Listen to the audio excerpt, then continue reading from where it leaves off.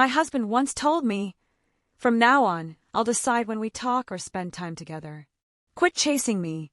And frankly, I can't believe I ever stooped so low as to marry you. You were never, and will never be, anywhere near my league, so I stopped.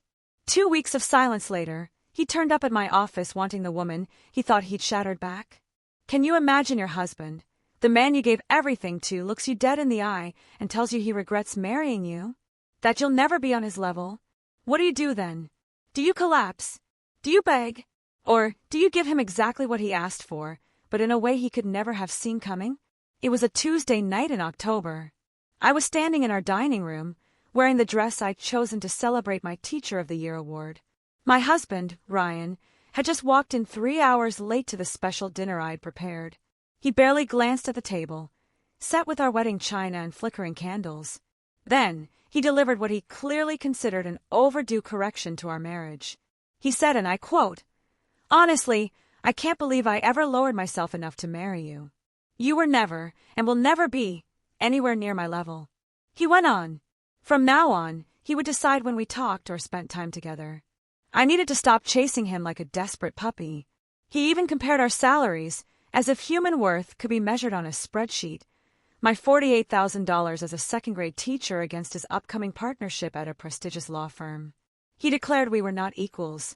Then he just walked past me, into his office, and closed the door, leaving me standing there alone, with cold salmon and dying candles. But I didn't cry. I didn't beg. I didn't even knock on that door, demanding answers. Instead, something cold and crystalline settled inside me, like ice forming on a still winter lake. If my husband wanted silence and distance, if he truly believed marrying me had been him lowering himself, then I would give him exactly what he asked for. And I would do it with such perfect compliance that, 2 weeks later, he would be standing in my school lobby, holding roses, begging for the woman he thought he had broken. Now, before we dive into how that epic moment played out, I want to say thank you for being here, for sharing in stories of strength and reclaiming your worth. If you believe that no one should ever be told they're beneath their partner's level, please consider subscribing. It's totally free, and it helps us reach more people who really need to hear this. Okay, let's get into Layla's powerful journey, because I need to back up a little. The cruelty of that night didn't come out of nowhere. It had been building for months, in ways I kept making excuses for, explaining away each small cut until they accumulated into something I could no longer ignore. That entire afternoon, I had prepared dinner with such careful attention to every detail. The salmon was pan-seared exactly the way Ryan's mother had taught me back in the early days of our marriage, when she still pretended I was good enough for her son. The asparagus was roasted with just the right amount of olive oil and sea salt. I'd driven to 3 different stores to find the specific Cabernet he preferred, the kind that cost $40 a bottle, a significant chunk of my weekly grocery budget. I'd set out the wedding china, the pieces we kept in the cabinet for special occasions, gifts from relatives who, 3 years ago, truly believed they were investing in a lasting marriage. The candles were those expensive, clean-burning ones, arranged in the crystal holders we'd registered for but rarely used. This dinner, it was supposed to mean something. After 6 years of teaching second grade, pouring my heart into helping 7-year-olds learn to read, write, and think critically, I had been selected as Teacher of the Year for my school. It came with a small bonus, which I'd already mentally allocated to the student loans I was still paying off. Loans I had taken out to support us through Ryan's final year of law school, when money was tight and I worked 2 jobs to keep us afloat. More than the money, this award was validation. It meant the long hours, the emotional investment, the genuine care I brought to my classroom had been noticed, appreciated. I wanted to share that moment with him. I wanted Ryan to look at me the way he used to during our first year, when he'd introduce me at firm events with his hand on the small of my back, telling his colleagues I was the best thing that had ever happened to him. I wanted him to be proud of me, the way I had been proud of him when he passed the bar exam, when he won his first major case, when the managing partner started talking about him as partnership material, despite his youth. 6:30 came and went. No word from Ryan beyond a text at 5 p.m. saying he'd be home by 6:30. I checked my phone repeatedly, watching the minutes bleed into hours. 7:00, 8:00. The salmon was staying warm in the oven, but losing its perfect texture. The asparagus was growing soft. The candles had burned down an inch. I texted him twice, asking if everything was okay, if he was still coming home. No response. By 9 o'clock, my worry had morphed into resignation. This wasn't the first time he'd been hours late without explanation. Over the past 6 months, it had become a pattern I kept making excuses for. Asterisk, he's under tremendous pressure at work. The partnership review is consuming him. Important clients. Big cases. Late nights. Asterisk, I told myself these things over and over, constructing elaborate justifications for behavior that, deep down, I knew was just disrespect dressed up as professional obligation. When the door finally opened at 9:30, I stood up from the dining room table where I'd been sitting in the dim candlelight. My heart lifted briefly with this irrational hope. Maybe he'd apologize. Maybe he'd notice the effort I'd made. Maybe we could salvage something. But Ryan just walked in, wearing one of his expensive Tom Ford suits, his tie already loosened, his attention fixed on his phone. He didn't look up. He didn't register the special china, or smell the dinner, or notice the flickering candles. He just walked past the dining room, toward his home office, his thumbs moving across his phone in that constant typing motion that had become more familiar to me than his touch. I moved quickly to intercept him, stepping into the hallway before he could disappear. The words came out in a rush, bright and eager, in a way that honestly embarrasses me now when I remember it. I told him about the award, about being Teacher of the Year, about the recognition ceremony at the district gala next month. My voice carried hope and excitement, and a desperate need for him to care, to acknowledge this achievement, to show even the smallest sign that my accomplishments mattered to him. Ryan held up one hand, without looking at me. That gesture, small, dismissive, was somehow worse than anything he said afterward. It was the way you'd silence an interruption during an important phone call. The way you'd wave off a waitress trying to refill your water when you're in the middle of a truly important conversation. He stopped in the hallway and finally looked up from his phone, and I saw his face register not interest or pride, but irritation that I had delayed him from whatever he considered more important than this. What he said next came out in the voice he probably used with opposing counsel when delivering bad news. Clinical, precise, utterly devoid of warmth. He told me we needed to establish new ground rules for our marriage. The phrase sounded rehearsed, like he'd been planning this speech for weeks. From now on, he would decide when we talked or spent time together. I needed to stop chasing him around like a desperate puppy, begging for scraps of attention. It was exhausting, he said. Frankly, beneath both of us. He paused, loosening his tie with one hand, the other still holding his phone. He hadn't stopped looking at his screen, even while telling me this, as if he couldn't spare his full attention, even for the task of restructuring our marriage. Then came the part that would replay in my mind during every sleepless night. The words that would define everything that came after. He said he couldn't believe he had ever lowered himself enough to marry me. That I was never, and would never be, anywhere near his level. He laid it out with the precision of a lawyer presenting evidence. I was a second-grade teacher making $48,000 a year. He was about to make partner at one of the most prestigious law firms in the state, with a salary that would be triple mine at minimum. We were not equals, he said, and he was tired of pretending we were. This comparison was delivered as fact, not opinion, as if my worth as a human being could be accurately calculated by comparing our annual incomes and finding me catastrophically insufficient. Then he walked past me, into his office, and closed the door. The sound of that door clicking shut echoed through our home with terrible finality. I stood there in the hallway, between the dining room and his office, unable to move, my mind struggling to process what had just happened. Behind that closed door, I could hear the faint sound of his voice on a phone call. Probably with a colleague or client, conducting business that mattered more than the wife he had just demolished. I walked slowly back to the dining room and looked at everything I had prepared. The salmon on our wedding china, now cold and congealing. The asparagus, its perfect texture gone. The expensive wine, sitting open on the table. The candles burning lower. Everything looked different now, transformed by his words from a celebration into evidence of my foolish hope and fundamental inadequacy. This was what happened, I thought, when someone who made $48,000 a year tried to pretend she deserved recognition, or celebration, or even basic respect from someone about to make partner at a prestigious firm. I didn't cry that night. That fact surprised me later, when I had time to think about it, because tears would have been the natural response to having your husband tell you that marrying you was an act of lowering himself. But instead of grief or heartbreak, I felt something else arrive uninvited. It was cold and clear and merciless, like water freezing into ice, or steel being forged in a fire.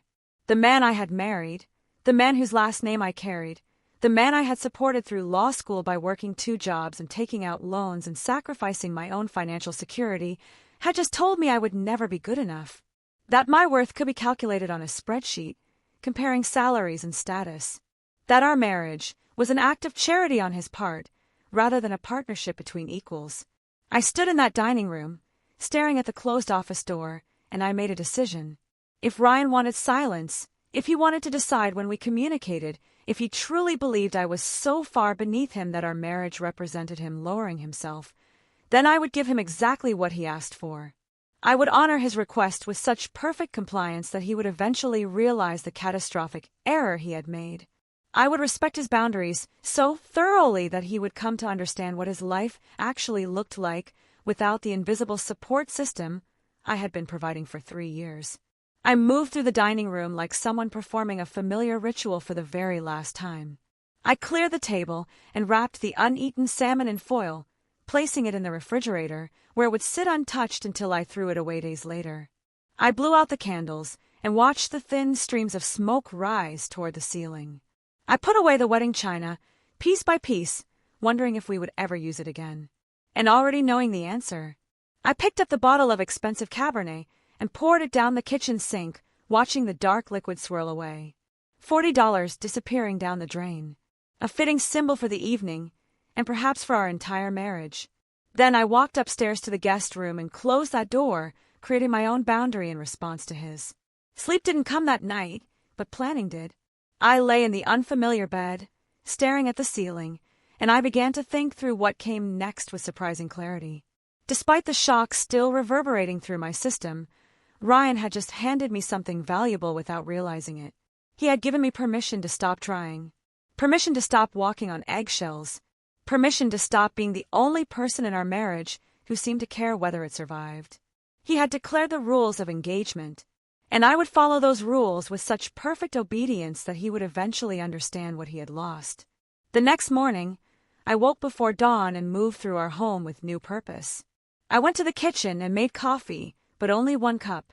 I prepared breakfast, but only enough for 1 person. When Ryan emerged from our bedroom around 7 a.m., still adjusting his cufflinks and checking his phone, he stopped in the kitchen doorway and looked confused. The confusion was brief, but visible. For 3 years, I had made his breakfast every morning without fail. His egg white omelet with precisely chopped vegetables, his whole wheat toast, his coffee, prepared exactly how he liked it, with 1 sugar and a splash of cream. The routine had been so consistent that he had stopped thinking about it, had come to expect it the way you expect electricity to work when you flip a switch. I sat at the kitchen table with my coffee and my own simple breakfast, and I looked at him calmly. I told him I assumed he would prefer to handle his own meals going forward, since he was so capable, and I was apparently so far beneath his standards that my service was no longer required. The words came out politely, with no trace of anger or sarcasm, and that seemed to confuse him even more than the absence of breakfast. Ryan opened his mouth as if to say something, then seemed to think better of it.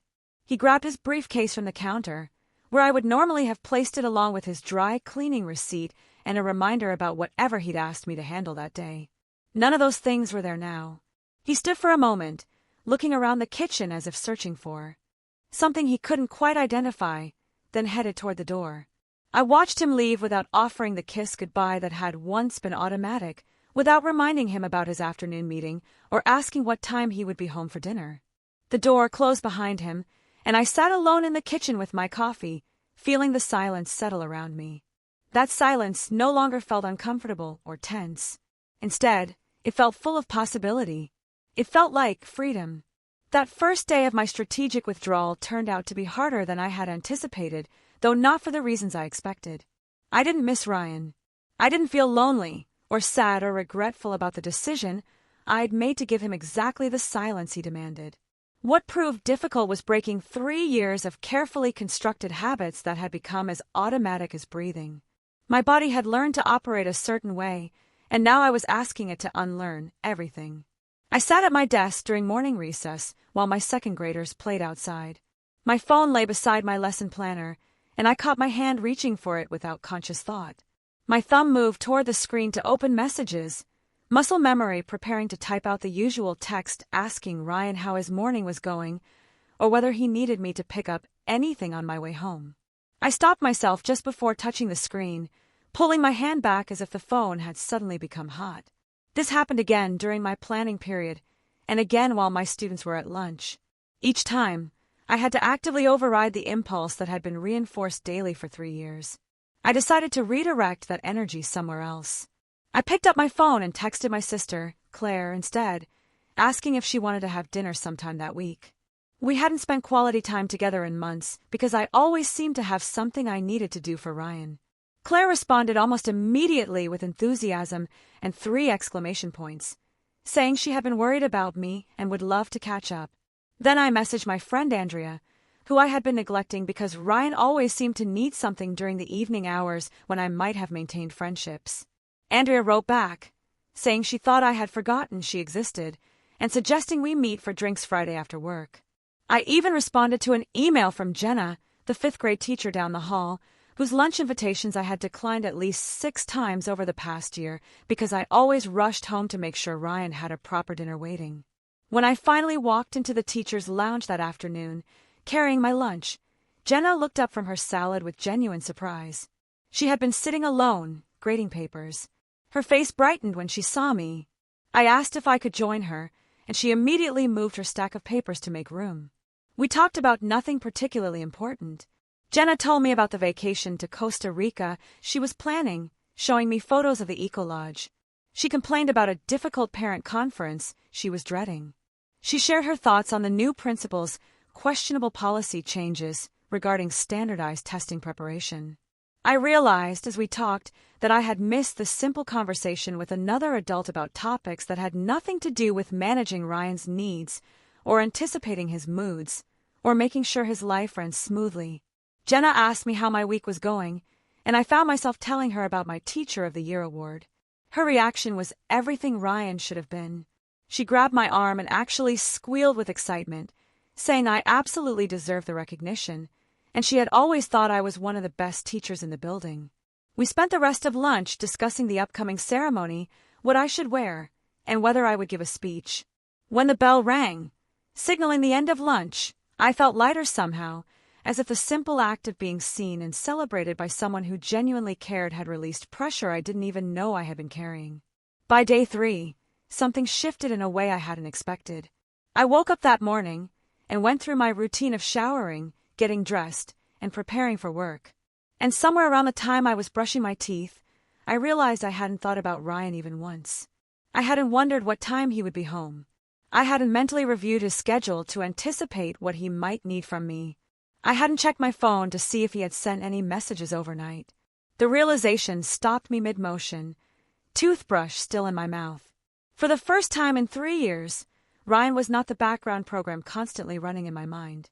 At school that day, I taught my second graders about the water cycle with genuine focus and enthusiasm. We did an experiment with ice cubes and warm water to demonstrate evaporation and condensation, and I found myself fully present in the moment rather than mentally planning what to cook for dinner or worrying about whether I had forgotten something Ryan needed.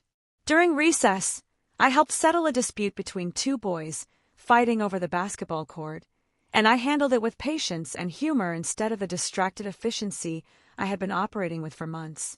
I planned the following week's lessons without once checking my phone for texts from Ryan. The mental space that had been consumed by managing his requirements was suddenly available for other things. I felt physically lighter, as if I had been carrying a heavy backpack for so long that I had forgotten what it felt like to walk without that weight pressing down on my shoulders. During my lunch break with Jenna, I actually tasted my food instead of eating mechanically, while part of my brain was already planning dinner. I noticed the flavor of the apple slices I had packed, the texture of the sandwich bread, the cold sweetness of the iced tea. Jenna noticed the change before I fully recognized it myself. She tilted her head, watching me, and said I seemed different somehow. Lighter was the word she used. She asked if something good had happened, and I told her I was just making some life adjustments. She didn't push for details, but she smiled at me with the knowing expression of someone who understood that sometimes the best changes come from finally letting go of things that were weighing you down. The transformation accelerated with each passing day after that, gathering momentum like a stone rolling downhill. I started going to the gym before school, something I had abandoned during my marriage because Ryan used to complain that I was never home in the mornings.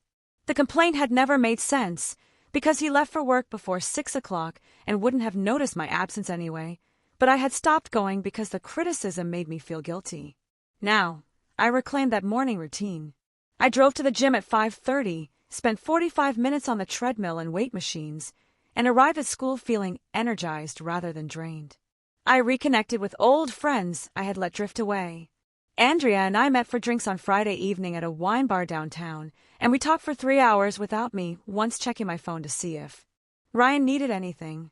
My college friend Melissa invited me to a weekend brunch, and I accepted without the automatic calculation of whether Ryan might want me around that day.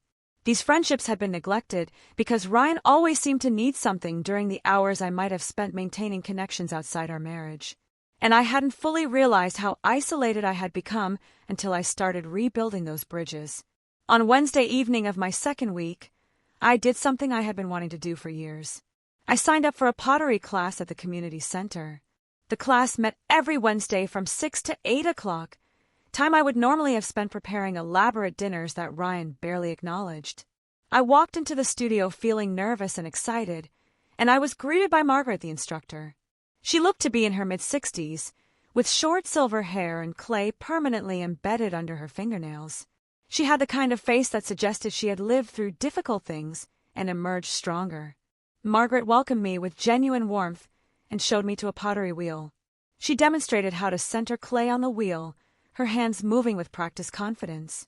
I tried to copy her movements, but my first attempt was a disaster that collapsed into a misshapen lump within seconds. Margaret laughed kindly and told me everyone started there. She said learning pottery required patience and a willingness to fail repeatedly before anything good emerged. Then she shared something personal. She had been teaching pottery for 20 years, she said, after her second divorce forced her to rebuild her life from scratch. She had needed something that was entirely hers, something nobody could criticize or diminish or take away. Pottery became that thing for her. She looked at me with eyes that seemed to see more than I had said, and she told me that sometimes the best things we create come from the rubble of what we thought we wanted. Her words settled over me like a blessing. I worked the clay for the rest of that class, and while nothing I made was remotely presentable, I felt something shift inside me. I was building something new from the ruins of my marriage, and it would be entirely mine. On day 7, I made a decision that felt both terrifying and necessary. During my lunch break, I drove to a bank across town where Ryan would never have reason to go. I walked into the building, my heart pounding, and asked to speak with someone about opening a new account. The banker who helped me was a young woman who looked fresh out of college. She walked me through the paperwork with professional efficiency, never asking why I wanted an account separate from any joint finances. I opened a checking account in only my name and authorized the bank to set up automatic transfers from my paycheck, small amounts that Ryan would never notice missing, building a financial safety net that existed entirely outside his knowledge or control.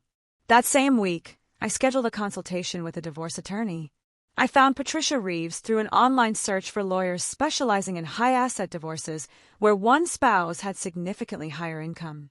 Her office was downtown, in a high-rise building that smelled like expensive leather and quiet power. Patricia listened to my story with the focused intensity of a predator calculating exactly how much my husband was going to pay for his arrogance. She took notes in precise handwriting and asked detailed questions. She wanted to know about our finances, about the student loans I had taken out to support us through Ryan's law school years, about the 2 jobs I had worked while he studied for the bar exam. Patricia told me that in our state, his upcoming partnership and the significant salary increase that came with it would be considered marital property, subject to division, especially since I had financially supported his education and early career.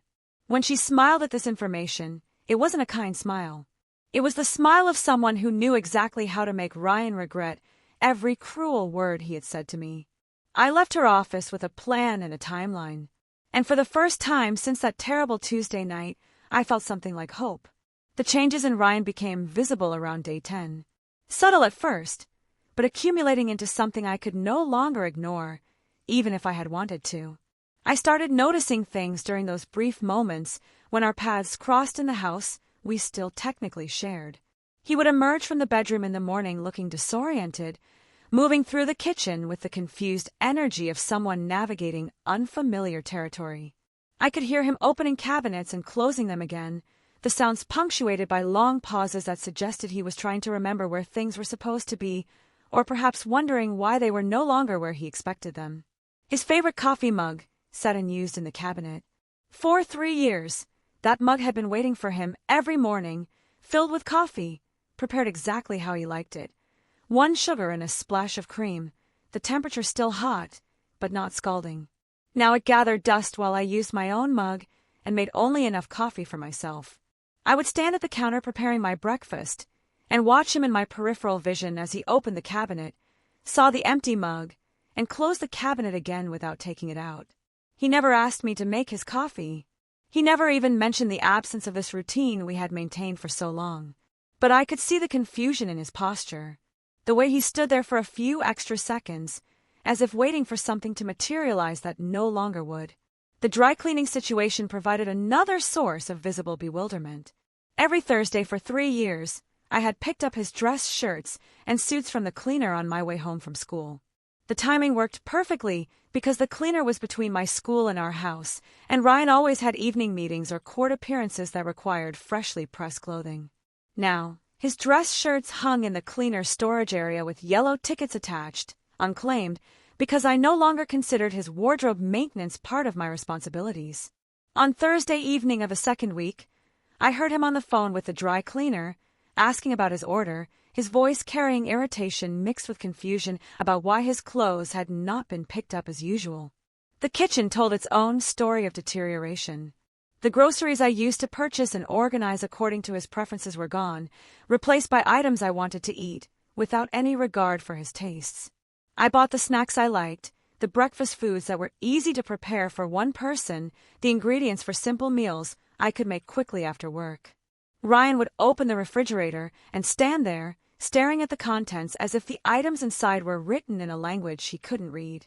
He was looking for the prepared meals I used to have waiting, the ingredients for his favorite dishes, the specific brand of yogurt he preferred. None of it was there anymore.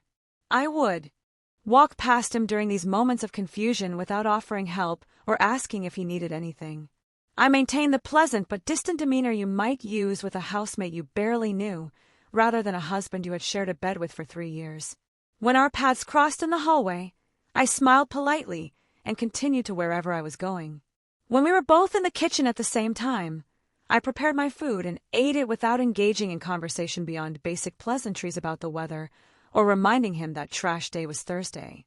One evening near the end of that second week, Ryan actually broke the silence I had been maintaining so carefully. I was sitting in the living room, reading a thriller I had picked up at the library, a story about a woman who systematically destroyed her abusive ex-husband's life through careful planning and patient execution. Ryan came out of his office around 8 p.m. and stood in the doorway, watching me for a moment before speaking. His voice, when he finally asked if everything was okay, carried a hint of uncertainty I had never heard before. It was tentative, almost vulnerable, completely unlike the confident attorney voice he used for everything else. I looked up from my book and smiled at him with the same pleasant distance I had been maintaining since that terrible Tuesday night. I told him everything was fine. I was just respecting his boundaries and giving him the space he had requested. I reminded him that he had said he would decide when we talked or spent time together. So, I was simply waiting for him to decide. The logic was perfect and airtight. How could he possibly complain that I was giving him exactly what he had demanded? He stood there for a moment longer, as if trying to find a flaw in my reasoning. His mouth opened slightly, as if to say something, then closed again. Finally, He just nodded and went back into his office. I returned to my book and felt a small surge of satisfaction. The trap I had set was working exactly as intended. Day 12 brought a new development that told me my strategy was having the desired effect. My phone rang during lunch period while I was sitting in the teacher's lounge with Jenna and 2 other teachers. We were discussing an upcoming field trip to the Science Museum. When Ryan's name appeared on my screen, I glanced at it briefly and declined the call without interrupting the conversation.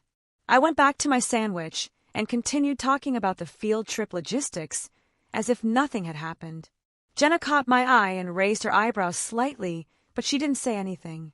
She knew enough about my situation to understand what that declined call represented, and the look she gave me was one of approval rather than concern. After lunch, as we walked back to our classrooms, she squeezed my arm and told me I was doing great. She didn't elaborate, and she didn't need to. That evening, my phone rang again while I was at pottery class. My hands were covered in wet clay, working on a bowl that was actually starting to look like something I might not be embarrassed to display. I glanced at the screen and saw Ryan's name. Without breaking my concentration on the clay, I returned my attention to the wheel and kept working. Margaret noticed the phone call and my decision to ignore it. She gave me an approving nod, the kind of acknowledgement that passes between women who understand what it takes to ignore a ringing phone when you have spent years jumping to answer every call, dropping everything to accommodate someone else's needs. Over the next 2 days, Ryan called 6 more times. I answered none of them. Each ignored call felt like reclaiming a small piece of myself that I had given away without realizing the transaction was happening. Wednesday afternoon, Thursday morning, Thursday evening, Friday at noon, Friday evening, Saturday morning. The calls kept coming, and I kept declining them with increasing satisfaction. I wasn't being vindictive or cruel. I was simply following the rules he had established. He would decide when we communicated, and apparently, he hadn't yet decided. On day 14, the calls stopped, and the text messages began. The first one arrived during my planning period at school. It was brief and polite, asking if I was okay. I read it and put my phone back down without responding. The second message came an hour later, expressing confusion about why I wasn't answering his calls or texts. The third message that evening carried a different tone, frustration bleeding through the carefully worded sentences. He said he didn't understand what was happening, that we needed to talk, that my silence was making things worse. I read each message as it arrived and deleted it without responding. What could I possibly say that wouldn't undermine the perfect logic of my position? He had told me to stop bothering him, so I had stopped. He had said he would decide when we communicated, so I was waiting for him to decide. The fact that his attempts to initiate contact didn't count as deciding was a nuance he apparently hadn't considered when establishing his rules. By the end of the second week, the physical evidence of Ryan's deterioration became impossible to ignore. He had stopped eating regular meals, something I could deduce from the takeout containers accumulating in the kitchen trash, Chinese food cartons, pizza boxes, fast food bags. The man who used to insist on proper home-cooked dinners every night was apparently living on whatever he could order for delivery. His dress shirts were fitting looser around his collar and shoulders, visible evidence that he was losing weight from stress and irregular eating. The dark circles under his eyes told their own story. He wasn't sleeping well, probably lying awake at night wondering how his perfectly planned life had suddenly spiraled out of his control. I knew he was up at odd hours because I could hear him pacing in his office at 3 a.m., the floorboards creaking under his restless movement. Sometimes I would hear the sound of his voice talking on the phone at hours when no reasonable business call would be taking place. His carefully maintained appearance, always so important to him as he cultivated the image of a successful attorney destined for partnership, was showing cracks. I noticed a coffee stain on his tie one morning, a small imperfection he never would have tolerated when I was managing the details of his life. His hair looked uncombed more often than not. His jaw frequently showed stubble that suggested he had skipped shaving. His expensive shoes had lost their polish. The man who had told me I would never be on his level was discovering what his level actually looked like without the invisible support system I had been providing for 3 years. Every small detail I had managed. Every task I had handled without being asked. Every convenience I had arranged to make his life run smoothly had disappeared. and watching him struggle with the basic maintenance of his own existence brought me a satisfaction I had not anticipated feeling. What Ryan didn't know, what he couldn't have predicted because he had always underestimated me, was that I had been documenting everything. While he was falling apart trying to manage his own life, I was building an airtight case for why our marriage had failed and who bore responsibility for that failure. I kept a detailed journal, recording every dismissive comment, every time he prioritized his career over our relationship, every instance of casual cruelty. The journal sat in my car, where he would never find it, pages filling with evidence written in my own hand. I had copies of our financial records downloaded onto a thumb drive that Patricia had told me to keep somewhere safe. The records showed clearly how much of my income had gone towards supporting his advancement, while my own student loans remained largely unpaid. I had screenshots of text messages where he canceled plans with one-line excuses. I had emails where he dismissed my concerns as unimportant compared to his work obligations. I even had a recording from our last attempted marriage counseling session, the one he had refused to attend, where the therapist noted his absence in her official records. Patricia had reviewed all of it with the thoroughness of an attorney preparing for war rather than a simple divorce. She assured me it demonstrated a clear pattern of behavior that would play very well in court, especially given that his partnership was about to make him significantly wealthier. The revenge I was building was not hot and impulsive. It was cold and methodical, constructed with the same careful attention I gave to everything else I did well. Day 15 arrived as a Friday afternoon, filled with the usual end-of-week energy that elementary schools carry. My second graders had been dismissed, and I was in my classroom organizing books for the following week when Mrs. Henderson's voice crackled over the intercom. She asked me to come to the main office, and the request carried an unusual quality that made my pulse quicken. There was something in her tone that suggested this was not routine. My mind immediately jumped to worst-case scenarios as I walked down the hallway. Had something happened to my parents? Was my sister, Claire, okay? The corridors were lined with colorful student artwork celebrating autumn themes, construction paper leaves and pumpkins that normally brought me joy, but now seemed to blur past as I walked faster. I passed the library where the afternoon story time was underway, children sitting cross-legged on the carpet. I passed the gymnasium, where I could hear the rhythmic thump of a kickball game. When I reached the main office, I looked through the glass windows before entering and felt my breath catch in my throat. Ryan stood in the school lobby, wearing one of his expensive Tom Ford suits, the charcoal gray one he saved for important client meetings. In his hands, he held an enormous bouquet of roses that must have included at least 3 dozen stems, wrapped in cellophane with an elaborate bow. He looked completely out of place among the elementary school chaos that surrounded him.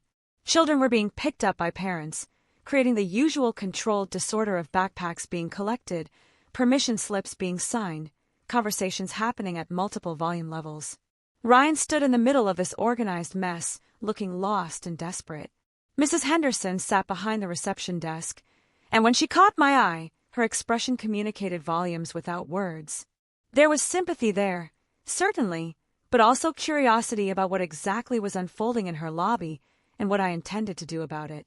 I saw other staff members trying not to stare too obviously while absolutely watching the scene develop. My colleague, Sarah, from the 3rd grade classroom, was pretending to check her mailbox, but had clearly stopped moving. Tom, the physical education teacher, had paused in the hallway just outside the office with a stack of equipment in his arms. I took a deep breath and felt something settle over me. It wasn't anger, exactly, though anger was certainly part of the mixture. It was more like clarity, combined with purpose. I straightened my shoulders in a gesture that felt like putting on armor, and I walked into the lobby with calm confidence. Ryan's face, when he saw me, transformed immediately. Relief flooded his features, followed quickly by desperate hope. He took a step toward me, and I noticed that his carefully maintained appearance showed signs of strain. His suit was immaculate, as always, but his face looked haggard. The dark circles under his eyes were more pronounced than they had been even a few days earlier.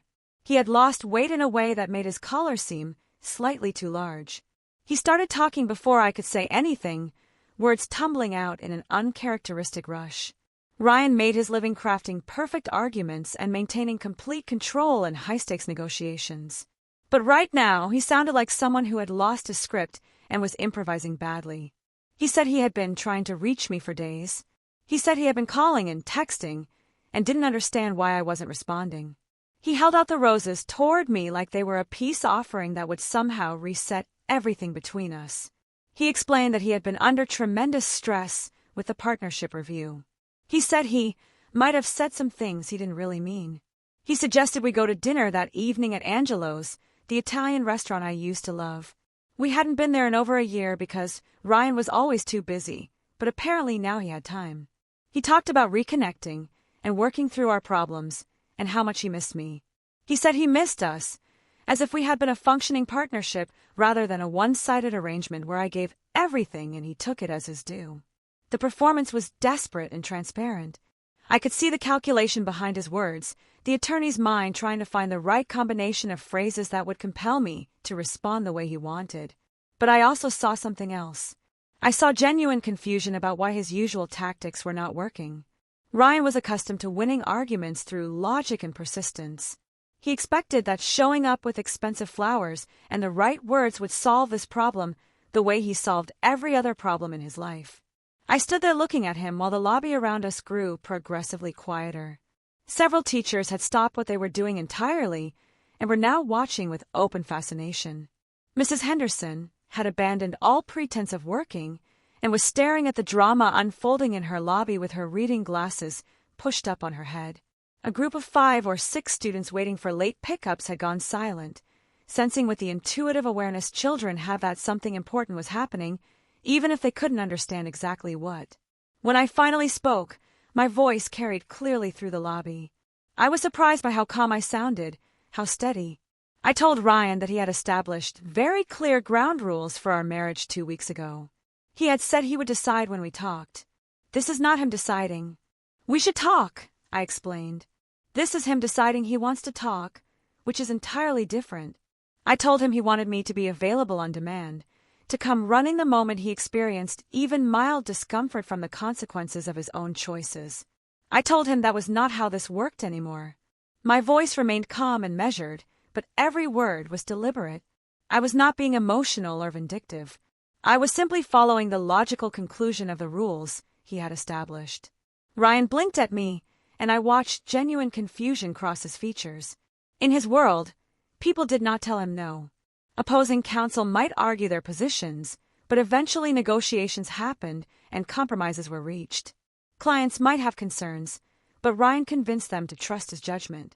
His world operated on the assumption that with the right approach, any problem could be solved and any person could be persuaded.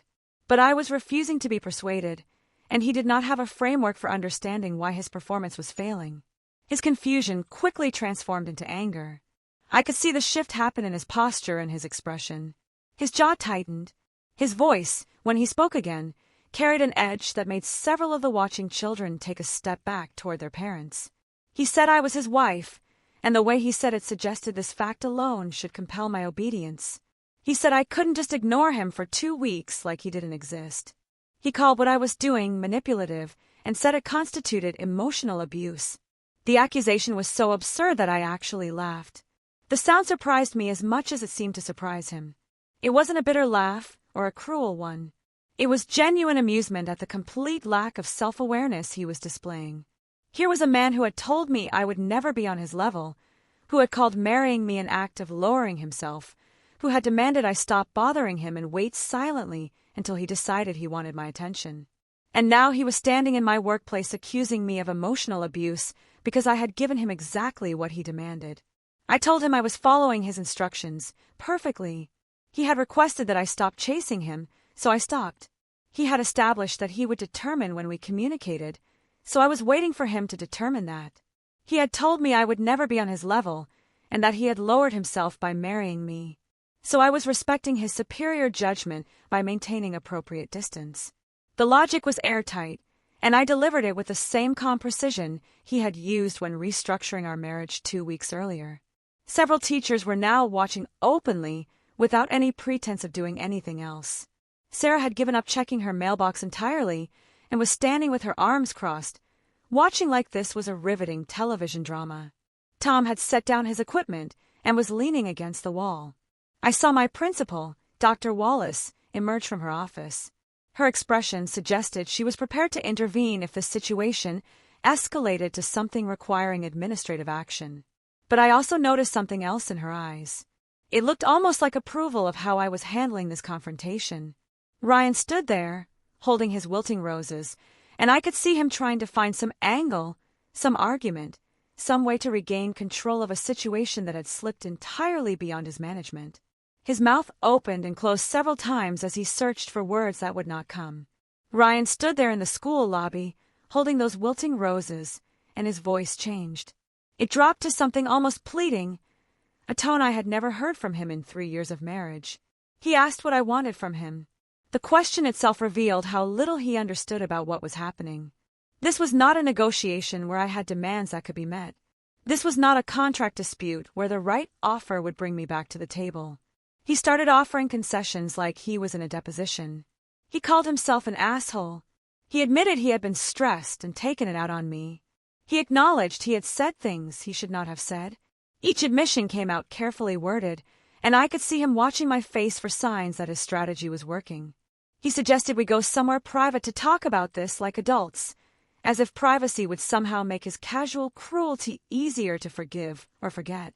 As if the problem was that we were having this conversation in public rather than the content of what he had said to me 2 weeks earlier. I looked at him standing there, and I realized something profound. I was not looking at the man I had fallen in love with 3 years earlier. I was looking at a stranger who happened to wear his face. This person genuinely believed that the appropriate combination of words and gestures could reset everything to his preferred default settings. He thought he could apologize just enough, promise just enough, perform contrition just enough, and I would return to my role of supporting his life while receiving nothing but contempt in return. The word that came out of my mouth was simple and revolutionary. No. Just no. Not an explanation or a justification or an apology for saying it. I told him I was not going to dinner with him. We were not going to talk. I was going to finish my work week and go home to my apartment. I made sure to emphasize that last part. My apartment, not our house. My apartment that I had found and rented without his input or permission. I explained that I would enjoy a peaceful weekend without walking on eggshells or wondering if my very existence was annoying him. I suggested he leave the school, return to his office, and start getting used to what his life looked like without me managing every detail of it. My voice remained calm throughout this entire speech. I was not angry or emotional. I was simply stating facts about how things would proceed from this point forward. The information about the apartment hit Ryan with visible force. He actually took a step backward, as if I had pushed him. He repeated the words back to me. Your apartment. He said it like a question, even though I had not phrased it as one. His face went through several expressions in rapid succession. Confusion gave way to disbelief, which transformed into something approaching panic. He started protesting immediately. We live together. You're my wife. I couldn't just move out without discussing it with him first. He was invoking the marital contract as if it was a binding legal document that obligated my presence regardless of how he had treated me. His legalistic mind, so accustomed to controlling situations through contractual language and procedural authority, could not comprehend that some things exist outside the realm of negotiation and compliance. Some things cannot be managed through the right combination of terms and conditions. I told him to watch me. Then I turned and walked away, down the hallway toward my classroom. My sensible teaching shoes squeaked slightly on the polished floor. Behind me, I heard him call my name. His voice carried a note of genuine panic that was completely unlike his usual controlled attorney tone. He was beginning to understand the full scope of what he had lost, and the realization was clearly overwhelming his ability to maintain composure. But I didn't turn around. I didn't acknowledge his plea. I didn't give him the satisfaction of knowing he had gotten any reaction from me beyond the calm dismissal he deserved. I just kept walking until I reached my classroom door. I went inside and closed it behind me, and I stood there for a moment with my back against the door, feeling my heart pounding from the confrontation. The classroom was empty now. All my students had been picked up for the weekend. The space felt peaceful in a way that our house had not felt peaceful in months. The walls were covered with inspirational posters about perseverance and treating others with respect. I had been teaching my students these concepts every day while failing to apply them to my own life and demand them from my own husband. Student artwork hung on strings across the ceiling. Colorful drawings celebrating their dreams and hopes and the beautiful simplicity of childhood imagination. Construction paper self-portraits with written descriptions of what they wanted to be when they grew up. A firefighter, a veterinarian, a teacher like Mrs. Mitchell. That last one always made me emotional when I read it. My Teacher of the Year award sat on my desk, where I had placed it 2 weeks earlier after the district ceremony I had attended alone. Ryan had been too busy to come, he said, though I suspected the truth was that he simply didn't care enough to rearrange his schedule. The plaque was modest but meaningful. It represented recognition that the work I did mattered, that the hours I invested in helping children learn and grow had been noticed and valued. I sat down at my desk and took several deep breaths. The adrenaline from the confrontation was beginning to fade, replaced by something steadier and more sustainable. It felt like peace, or at least the beginning of peace.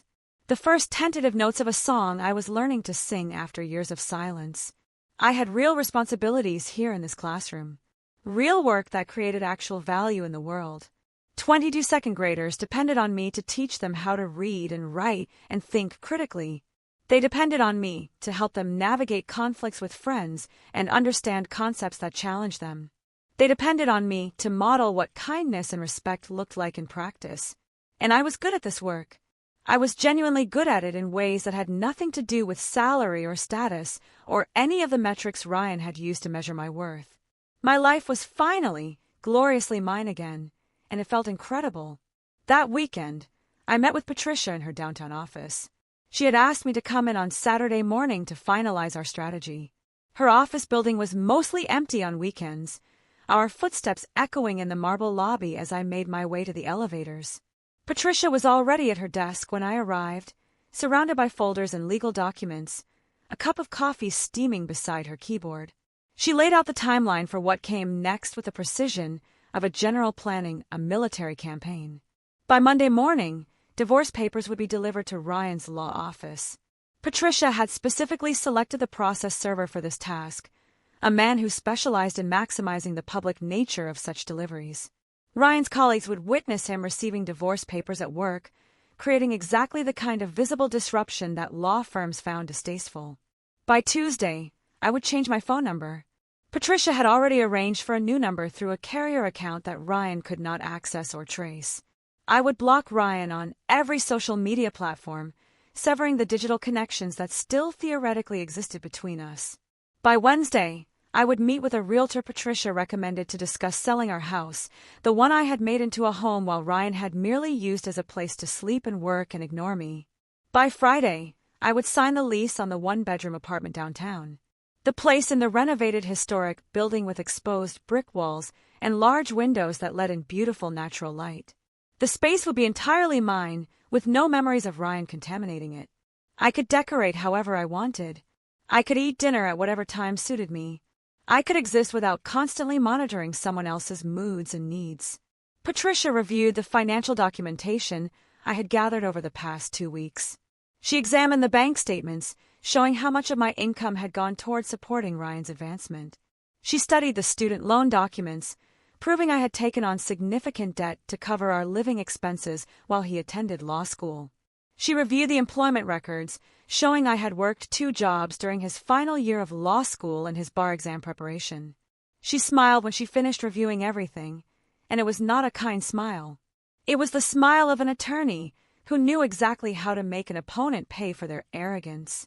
She told me that Ryan's impending partnership, which he had used as justification for treating me like hired help beneath his status, would actually work in my favor during asset division, since I had supported him through law school and the early years of his career when he was earning nothing. I was entitled to a significant portion of his increased earning potential. Patricia estimated I would walk away with enough money to pay off my student loans completely and have a substantial financial cushion for whatever came next. The satisfaction I felt hearing this had nothing to do with the money itself. It was about justice. It was about Ryan finally paying a price for the way he had treated me. Monday morning arrived with unseasonable warmth for early November. The kind of day that feels like a gift before winter settles in and makes you forget what mild weather feels like. I went through my teaching day with a focus I had not experienced in months. My second graders worked through a math lesson about addition and subtraction, and I found myself appreciating the metaphor. Adding what you needed to your life, subtracting what no longer served you. The concepts felt applicable beyond mathematics. At 11:30, my phone buzzed with a text from Patricia. The message contained only one word: delivered. I excused myself from the classroom for a moment, stepping into the hallway, where I could take a breath without 22 small humans watching my reaction. The divorce papers had been served to Ryan at his office. Patricia had arranged for the process server to arrive during mid-morning when the office would be at its busiest. Maximum witness count, she had explained during our Saturday meeting. Ryan would open that envelope in front of his colleagues and the managing partners who were deciding his future at the firm. I imagined his face when he saw the legal documents formally ending our marriage. The careful corporate composure he worked so hard to maintain would crack. In front of the people whose opinions he valued most. The thought brought me satisfaction that had nothing to do with cruelty and everything to do with justice. He had humiliated me in private. Now he would experience a fraction of that humiliation in the professional setting he cared about more than anything else. That afternoon during my lunch break, I drove to the phone store. The clerk who helped me was efficient and professional, transferring my contacts and data to a new SIM card without asking why I needed a new number. I watched the process happen and felt something significant shifting. This new number represented a clean technological break from my old life. Ryan would no longer be able to call or text me. He would try my old number and find it disconnected. One more piece of evidence that I was serious about ending this marriage. Back at school, I used my planning period to systematically block Ryan on every social media platform where we were connected. Instagram first, then Facebook, then Twitter and LinkedIn. We had maintained the digital fiction of a happy marriage on these platforms, posting photos from vacations we had taken years ago, sharing anniversary messages that suggested we were still functioning as a couple. I erased him from my social media presence as thoroughly as I intended to erase him from my actual life. Tuesday morning brought a complication I had not anticipated. I was walking my students to the pickup area at the end of the school day when I saw Melissa standing near the entrance. Ryan's sister looked upset and disheveled in a way that was unusual for her. Melissa always presented herself with careful polish, but today her hair was slightly messy and her makeup showed signs of having been applied hastily. She approached me once I had finished helping my students find their parents. She pulled me aside to a quieter area near the school's main office. Her voice carried confusion and distress when she asked what was happening. Ryan had called her the night before in a panic, she said, talking about divorce papers being served at his office and how I had moved out without warning and was refusing to talk to him. Melissa acknowledged that Ryan could be difficult and demanding. She admitted he had been under tremendous stress with the partnership situation, but surely, she suggested, we could work this out if we just communicated properly. She used the phrase throwing away 3 years of marriage, as if those 3 years represented some kind of investment I should protect regardless of how those years had actually felt to live through. I looked at Melissa and made a decision about what I owed her in terms of explanation. She had been friendly to me during our marriage, inviting me to coffee and including me in family events. But she had ultimately always been her brother's ally first. Still, she deserved to know the truth rather than whatever version Ryan was telling. I told her calmly, and clearly what Ryan had said to me that Tuesday night in October, that he could not believe he had ever lowered himself to marry me, that I would never be on his level, that he would decide when we spent time together, and I needed to stop bothering him. I watched Melissa's face change as she processed this information. Surprise appeared first, followed quickly by discomfort that suggested she had not known the full extent of her brother's cruelty. What Melissa said next shifted something fundamental in my understanding of the situation. She looked uncomfortable, glancing around as if checking whether anyone was close enough to overhear. Then she told me something I had not known. Ryan had been telling their family for months that our marriage was basically over. He had said he made a mistake marrying someone who was not ambitious enough to keep up with his career trajectory. He was staying with me out of obligation, he had told them, but planned to end things after he made partner because the optics would be better. Melissa had been arguing with him about this. She said she had told him he was being terrible and that I had been nothing but supportive. But Ryan had dismissed her concerns the same way he had dismissed mine. She looked genuinely regretful when she shared this information. She said she should have told me sooner, but had hoped Ryan would come to his senses and realize what he was throwing away. The revelation landed with unexpected force. Ryan had not just been cruel to me in private. He had been systematically undermining our marriage to his family for months, constructing a narrative where I was the inadequate spouse holding him back from his full potential. He had been so confident I would never leave that he had told his family our marriage was essentially over while still expecting me to cook his meals and manage every detail of his life. The information made his shock at my departure even more satisfying. He had taken me so completely for granted that he could not imagine I would actually follow through and leave. He had assumed I would always be there, quietly managing his existence, regardless of how he treated me. I thanked Melissa for telling me. I said I appreciated her honesty and that I held no ill will toward her, but I also made clear that my decision was final. Ryan had shown me exactly who he was, and I had chosen to believe him. Melissa nodded slowly, and I could see her processing that her brother had created this situation entirely on his own. By Wednesday evening, Ryan had apparently moved through several stages of responding to the divorce papers. My friend Andrea called me around 7 p.m. while I was at home in my new apartment, unpacking boxes. She had seen several posts Ryan made on Facebook. I couldn't see them myself because I had blocked him, but they were visible to our mutual friends in his extended network. Andrea read them to me, her voice carrying barely suppressed outrage. Ryan had posted vague statements about how marriage takes work and communication, about how some people give up instead of fighting for what matters, about how he was learning painful lessons about trust and commitment. The posts were carefully crafted to make him look like the wronged party, the devoted husband struggling to understand why his wife had suddenly abandoned him without explanation. Several of his colleagues and law school friends had commented with supportive messages. They clearly had no idea what had actually happened.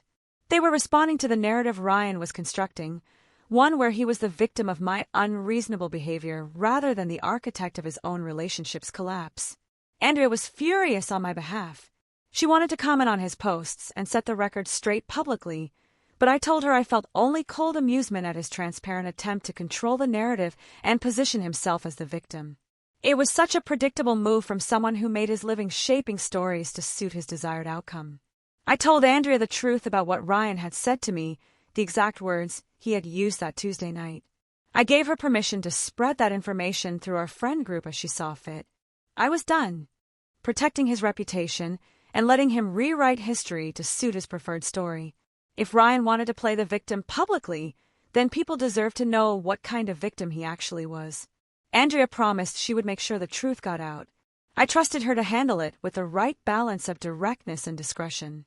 She had a large network of mutual friends and a talent for strategic information sharing. By the end of the week, most of our social circle would know exactly what Ryan had said to me and why I had left. I hung up the phone and looked around my new apartment.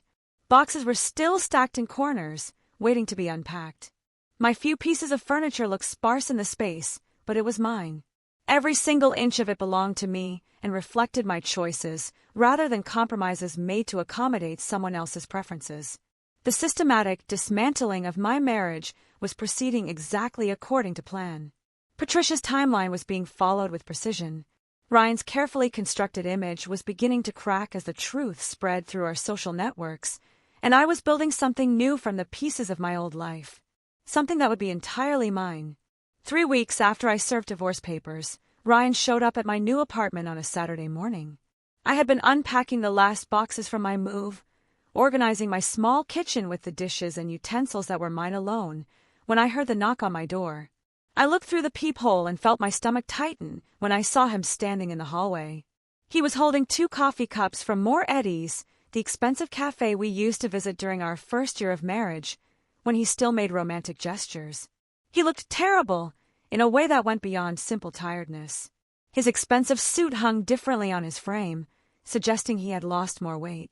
The dark circles under his eyes had deepened into something that looked almost bruised.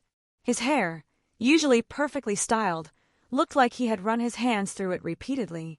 I opened the door, but did not step aside to let him enter. I stood in the doorway, blocking access to my apartment, this space that represented freedom and new beginnings and a life he was not invited into. His voice, when he spoke, had none of the arrogant confidence that had characterized our final months together. Instead, it carried something almost tentative, uncertain. He asked if we could talk. He held out one of the coffee cups toward me, and I noticed his hand was shaking slightly. I took the coffee, but did not move from the doorway. He launched into what was clearly a prepared speech, the kind he probably practiced in front of a mirror or rehearsed during his drive over. He said he had been wrong, that the partnership pressure had made him say terrible things he didn't actually mean. He told me he had started going to therapy to work on his issues with stress and communication. He said he understood now how much I had done for him, how much he had taken for granted. He wanted to prove he could be the husband I deserved. He said he was willing to do whatever it took to fix this. I listened to his entire speech with the patience of someone who no longer had any emotional investment in the outcome. I let him finish completely before I said anything. Then I asked him the question that had been forming in my mind since my conversation with Melissa. I asked if he was trying to reconcile because he actually wanted to be married to me, or because his managing partners had suggested that going through a messy divorce right before his partnership decision might reflect poorly on his judgment and stability. The way his face changed told me everything I needed to know before he even attempted to answer. There was a flicker of surprise that I had figured this out, followed immediately by careful neutrality as his attorney brain tried to formulate a response that would not confirm my suspicion. He tried to deny it. He said, of course he wanted me back because he loved me and realized what he had lost. But his delivery completely lacked conviction. His eyes would not quite meet mine, instead looking at a point somewhere over my left shoulder. His voice carried none of a certainty he brought to his legal arguments. I told him I had already discussed this possibility with Patricia. She had explained to me how law firms often viewed personal chaos as evidence of poor decision-making that might extend to professional matters. His sudden interest in reconciliation, coming exactly 3 weeks after receiving divorce papers and at precisely the time when partnership decisions were being finalized, seemed like remarkably convenient timing. I watched him realize that I had seen through his performance completely, that the woman he had dismissed as too simple and low status to match his level had actually been several steps ahead of him throughout this entire process. The realization seemed to physically deflate him. His shoulders sagged, and he looked down at the coffee cup in his hand, as if surprised to find it there. I took a breath and told him something I had been thinking about for weeks. You were right about one thing, I said. We were not on the same level. But you had gotten the hierarchy completely backwards. I explained that I spent my days teaching children how to read and think critically and treat each other with kindness and respect. I shaped young minds and made actual contributions to society that would ripple forward through generations in ways neither of us could fully measure. Every child I taught to read would have opportunities they would not have had otherwise. Every student I helped understand mathematical concepts would be better equipped to navigate a world that required those skills. Every time I mediated a playground dispute and taught conflict resolution, I was creating adults who might handle disagreements more constructively.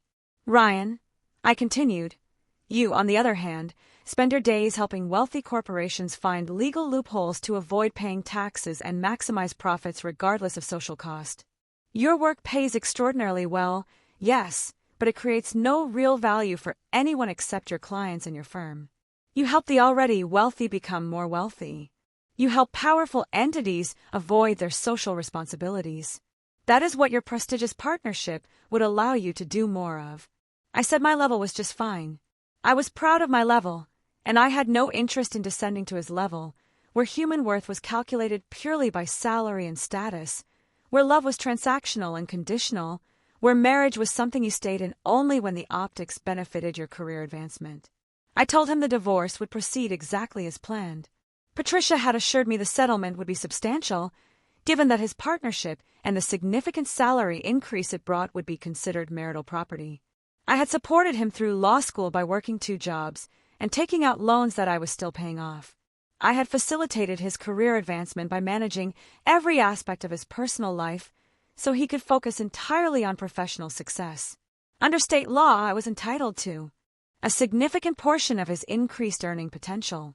I explained that I would be walking away with enough money to pay off my student loans completely and start fresh with a substantial financial cushion. He, meanwhile, would be learning the expensive lesson that treating people like disposable assets carries real consequences. Ryan's face went through several expressions as I spoke. Shock gave way to something that looked like anger, which then transformed into what I can only describe as defeat. But he made one final attempt to salvage the situation, and this attempt revealed everything about who he truly was. His voice took on a sharp edge as he warned me that fighting the divorce would be expensive and drawn out. His firm had excellent attorneys who could make the process very difficult for me. I was making a mistake I would regret. It was a threat disguised as concern, and it confirmed everything I had come to understand about the man I had married. I smiled at him.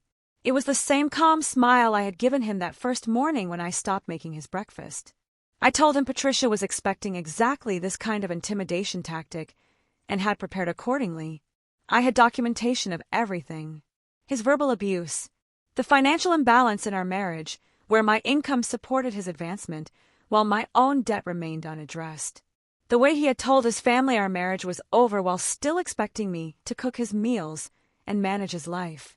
I mentioned the recording from our last attempted couples therapy session, the one he had refused to attend.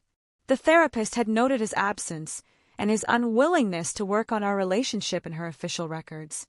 Patricia had explained that this kind of documentation could be very valuable in proceedings. I told him Patricia was actually hoping he would choose to fight the divorce.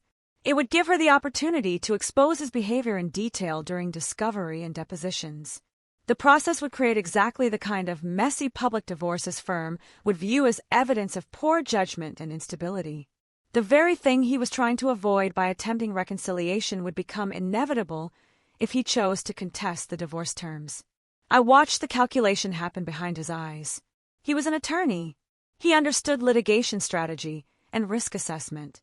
He realized that fighting would cost him far more than the money he would lose in the settlement.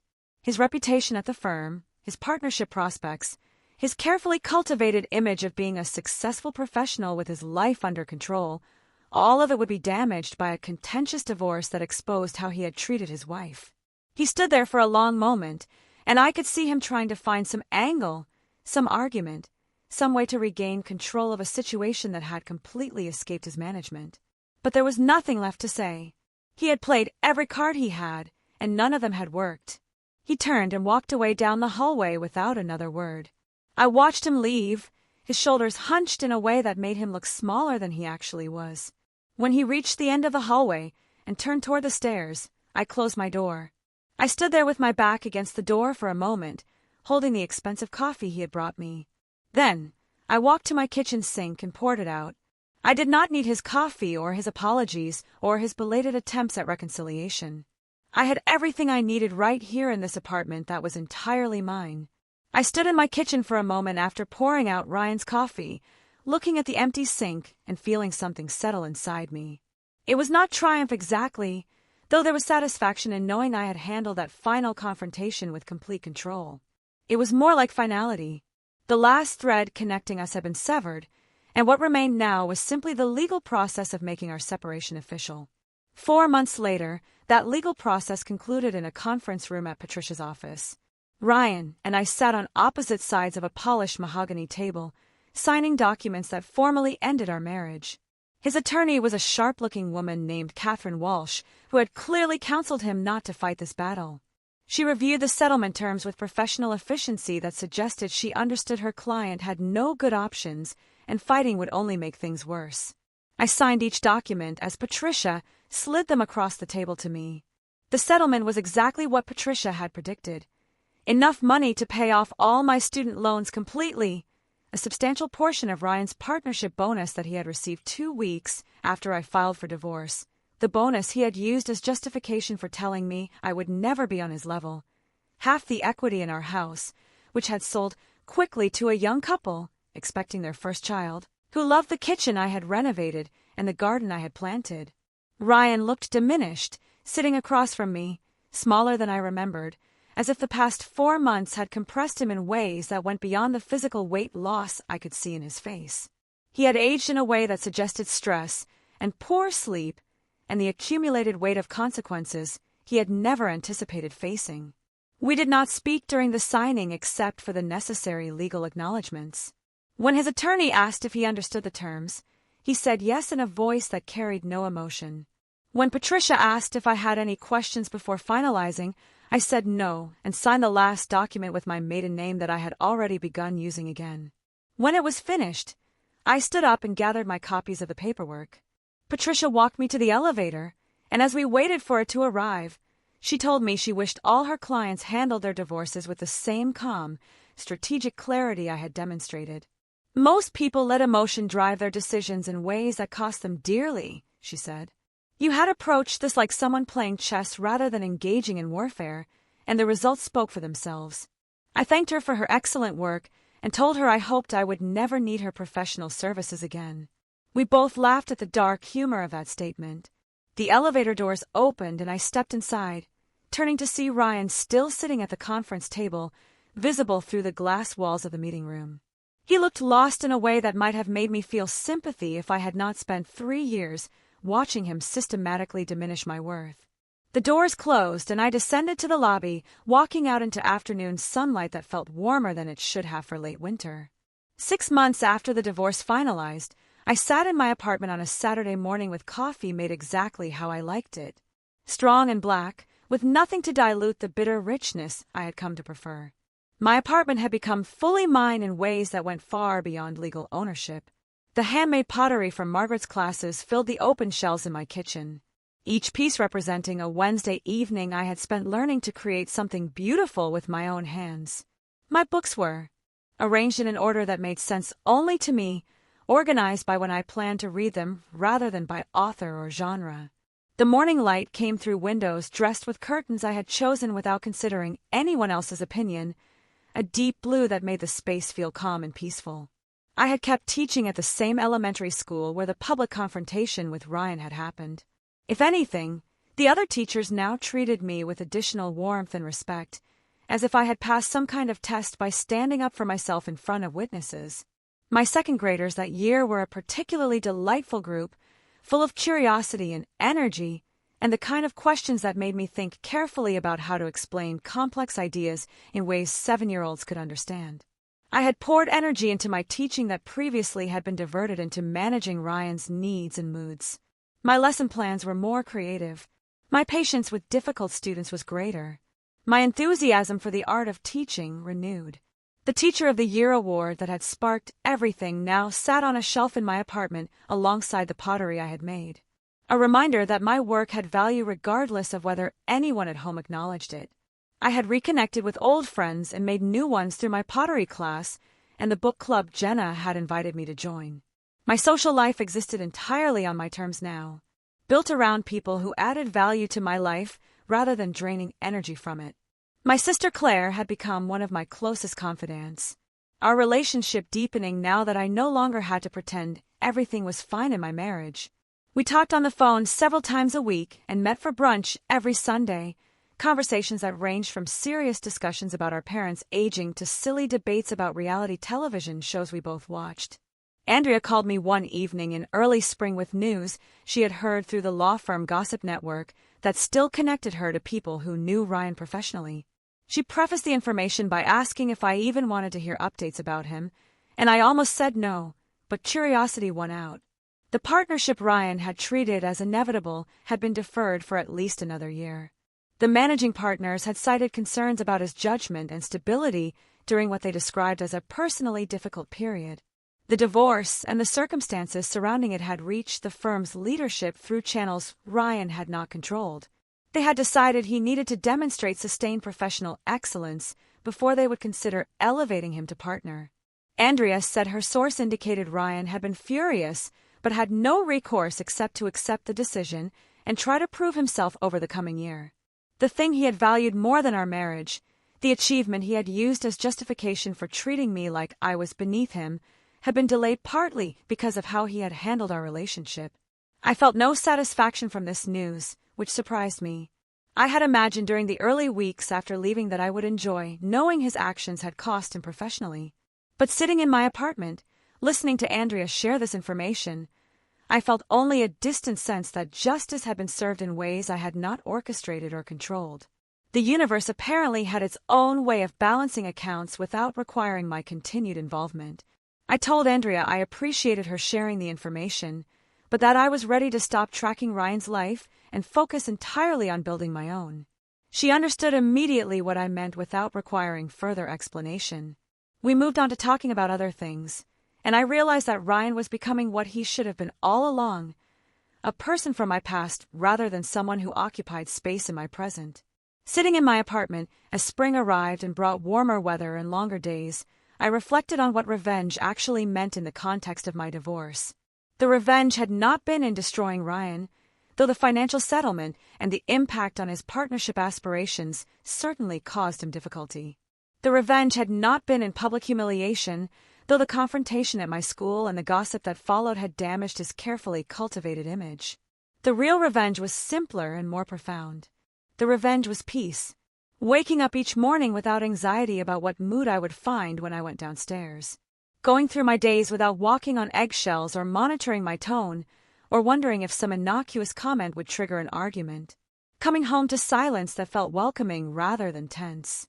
The revenge was choosing myself after spending 3 years choosing someone else, reclaiming the energy and attention I had poured into a person who viewed my love as weakness and my support as entitlement. Understanding that I had always been exactly the right size, exactly the right level, exactly enough, and that Ryan's inability to see that reflected his deficiency rather than mine. I was a teacher who shaped young minds and made differences in children's lives that would ripple forward through generations. That was enough. That had always been enough. And if Ryan ever figured out what he had lost, the woman who had loved him unconditionally before he taught her that some people do not deserve unconditional love, it would be far too late. The woman he tried to diminish had turned out to be stronger than he ever imagined. She had walked away with her dignity intact and her future bright with possibility, and she was drinking her coffee exactly how she liked it in an apartment that was entirely hers on a Saturday morning that belonged to no one but herself. So, tell me, what was your favorite moment in Layla's journey to reclaiming her power? Have you ever had to draw a clear line in the sand with someone who just didn't get it? Let me know in the comments below. I really want to hear your thoughts and experiences.